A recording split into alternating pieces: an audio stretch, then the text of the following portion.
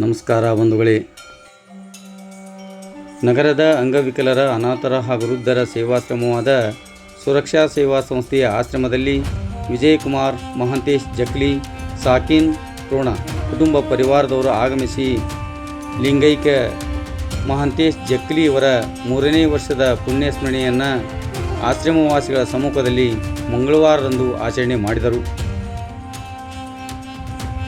ಪುಣ್ಯಸ್ಮರಣೆಯ ಕಾರ್ಯಕ್ರಮದ ನಿಮಿತ್ತ ಆಶ್ರಮವಾಸಿಗಳಿಗೆ ಜಕ್ಲಿ ಕುಟುಂಬ ಪರಿವಾರದವರು ಬೆಳಗಿನ ಉಪಹಾರದ ವ್ಯವಸ್ಥೆಯನ್ನು ಸಹ ಏರ್ಪಡಿಸಿದ್ದರು.